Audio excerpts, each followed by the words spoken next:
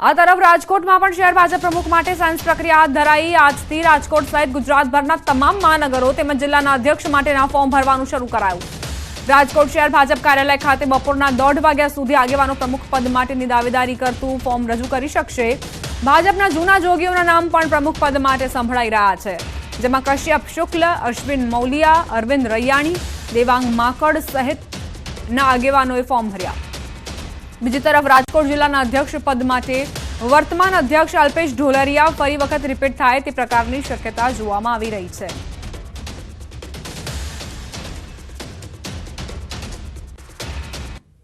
મહાનગરપાલિકાના પ્રમુખ પદ માટે ઉમેદવારી પત્ર ભરવાનો આજનો દિવસ છે।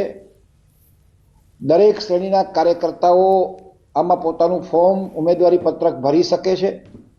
માત્ર નિયમોને આધીન એટલે કે 3 વખત સક્રિય સભ્ય પદ ધરાવતો હોવો જરૂરી છે। ભારતીય જનતા પાર્ટીમાં નાના કાર્યકરને પૂરું મહત્વ આપવામાં આવતું હોય છે। કોઈ પણ કાર્યકર એમ ઈચ્છે કે ભાઈ મારે પ્રમુખ પદ માટેની દાવેદારી કરવી છે તો આજે પાર્ટીના દ્વાર ખુલ્લા છે અને કોઈ પણ કાર્યકર્તા છે એ દાવેદારી કરતો હોય છે અને એના ભાગરૂપે મેં પણ આજ દાવેદારી કરી છે। પાર્ટીના તમામ કાર્યકર્તાને ફોર્મ ભરવા માટેની છૂટ હોય છે।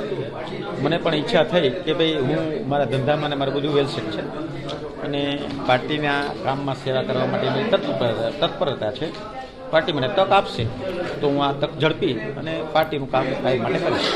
પાર્ટીની ગાઈડલાઈન મુજબ આજે ફોર્મ ભરાવા જઈ રહ્યા છે અને અલગ અલગ ઉમેદવારો અહીંયા આજે પોતાની દાવેદારી નોંધાવશે। આપણે પણ ફોર્મ ભરીશું કે ના, હું ફોર્મ નથી ભરવાનો। હું અત્યારે મહામંત્રીની જવાબદારીમાં છું અને કોઈ પ્રમુખ પદની રેસમાં નથી।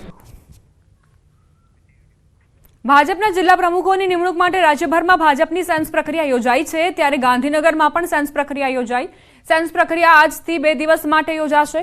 જિલ્લા પ્રમુખો માટે કાર્યકરોએ દાવેદારી નોંધાવી। જિલ્લા મહાનગરોમાં સાયન્સ પ્રક્રિયા પૂર્ણ થયા બાદ પ્રદેશ પ્રમુખની વરણી માટે કાર્યવાહી હાથ ધરાશે।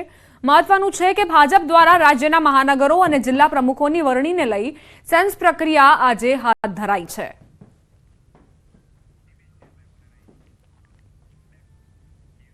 અમદાવાદના શહેરીજનો માટે ખુશખબર। અમદાવાદમાં બ્રિજ નીચે સુંદર વર્ટિકલ ગાર્ડન બનાવવામાં આવશે। હેલ્મેટ સર્કલ, પકવાન 4 રસ્તા અને નરેન્દ્ર મોદી સ્ટેડિયમ સહિતના બ્રિજ નીચે પિલર પર સૌપ્રથમ વર્ટિકલ ગાર્ડન બનાવવામાં આવશે। બ્રિજ નીચે વિવિધ પ્રકારના છોડ અને રોપાઓ લગાવાશે। અમદાવાદ મહાનગરપાલિકા દ્વારા આ નિર્ણય કરાયો છે। જો આ પ્રયોગ સફળ થશે તો શહેરના વિવિધ વિસ્તારના અન્ય રોડ પર પણ વર્ટિકલ ગાર્ડન તૈયાર કરાશે। અમદાવાદ મહાનગરપાલિકામાં એક નવતર પ્રયોગ કરવા માટે જઈ રહ્યા છે। ઓક્સિજન પાર્ક બનાવવામાં આવ્યા, વિવિધ ગાર્ડનો બનાવવામાં આવ્યા। હવે જે રીતે સ્પેસનો ઉપયોગ મેક્સિમમ કઈ રીતે થાય એ માટે જે બ્રિજીસ આવેલા છે અમદાવાદ મહાનગરપાલિકામાં, તેમાં પાયલોટ પ્રોજેક્ટ તરીકે હાલ હેલ્મેટ બ્રિજ, પકવાન બ્રિજ અને સ્ટેડિયમ બ્રિજ આગળ આ 3 પ્રકારના વર્ટિકલ ગાર્ડન બનાવવાનું આયોજન છે। જે પણ બ્રિજના પિલર હોય તેના ઉપર ક્લેમ્પ ઉપર કુંડાને ઉછેરવામાં આવશે।